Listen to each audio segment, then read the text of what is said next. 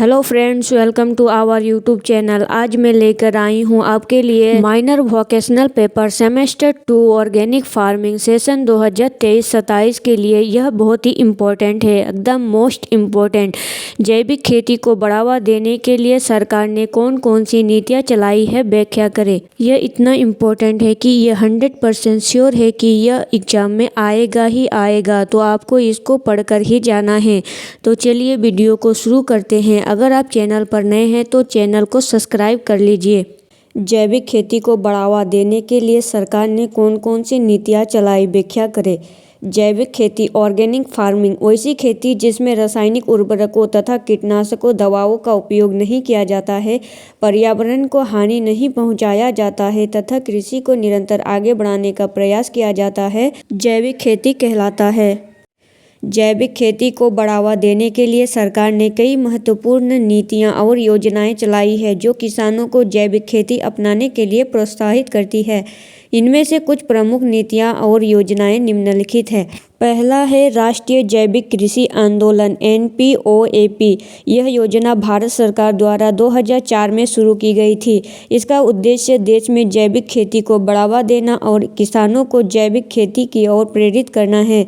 इस योजना के तहत किसानों को जैविक खेती के लिए ट्रेनिंग, प्रमाणन और वित्तीय सहायता दी जाती है। सरकार द्वारा चलाई गई दूसरी योजना है प्रधानमंत्री कृषि संपदा योजना PMKSY। इस योजना के तहत सरकार किसानों को कृषि सुधार के लिए वित्तीय सहायता और जैविक खेती के लिए विशेष कार्यक्रमों का लाभ देती है। इसमें जल प्रबंधन, मृदा स्वास्थ्य और जैविक खेती को बढ़ावा देने के लिए कार्यक्रम शामिल है। जैसे कि आप सभी जानते हैं कि किसानों को लोन देती है सरकार खेती करने के लिए, फिर उन्हें PM सम्मान निधि योजना का भी लाभ मिलता है। जल प्रबंधन के लिए कुआं भी दिया जाता है। तो चलिए अब हम तीसरी योजना की तरफ देखते हैं। तीसरी योजना है राष्ट्रीय जैविक उत्पादन योजना NPOP। यह योजना जैविक उत्पादों के प्रमाणीकरण के लिए बनाई गई है। इसके अंतर्गत जैविक उत्पादों को प्रमाणित किया जाता है जिससे किसानों को उनके उत्पादों की गुणवत्ता का मान्यता मिलता है और बाजार में उनके उत्पादों को बेचना आसान हो जाता है। भारत सरकार द्वारा चलाई गई चौथी योजना है प्रधानमंत्री फसल बीमा योजना PMFBY। इस योजना के तहत किसानों को प्राकृतिक आपदाओं से बचाव के लिए बीमा की सुविधा दी जाती है। जैविक खेती करने वाले किसानों को भी इसमें शामिल किया जाता है ताकि वे अपनी फसल की सुरक्षा कर सके। पांचवी है कृषि और किसान कल्याण मंत्रालय की योजनाएं। कृषि मंत्रालय जैविक खेती को बढ़ावा देने के लिए अलग अलग योजनाएं चलाता है, जैसे जैविक खेती के लिए किसानों को प्रशिक्षण देना, उनके लिए जैविक उर्वरक और बीज उपलब्ध कराना और जैविक उत्पादों के लिए बाजार स्थापित करना। प्रधानमंत्री द्वारा चलाई गई छठी योजना है कृषि विकास योजना। इस योजना के तहत सरकार किसानों को जैविक खेती के लिए तकनीकी मदद और उन्नत उपकरणों का वितरण करती है जिसमें वे कम लागत में अधिक उपज प्राप्त कर सके।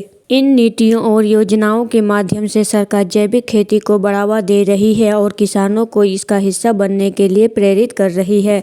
जैसा कि हम सभी जानते हैं, 1960 का एक दौर था जब किसानों के लिए खेती ने क्रांति लेकर आई थी और यह खेती के लिए उन्नत बीजों और खेती करने के लिए उन्नत किस्मों का उपयोग किया था और यह क्रांति थी हरित क्रांति।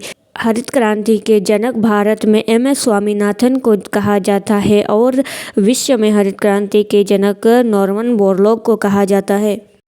दोस्तों, अगर आपके लिए यह वीडियो थोड़ा सा भी हेल्पफुल रहा तो हमारे चैनल को सब्सक्राइब करें और इस वीडियो को एक लाइक और एक शेयर ज़रूर करें। इस वीडियो को ज़्यादा से ज़्यादा शेयर करें और एक कमेंट बॉक्स में कमेंट ज़रूर करें कि आपको यह वीडियो कैसा लगा। अगर आपको इसमें कुछ भी डाउट हो तो आप पूछ सकते हैं कमेंट बॉक्स में, और किसी भी टॉपिक पर आपको वीडियो चाहिए तो कमेंट बॉक्स में ज़रूर बताइए। तो चलिए मिलते हैं अगले वीडियो में, तब तक के लिए थैंक यू।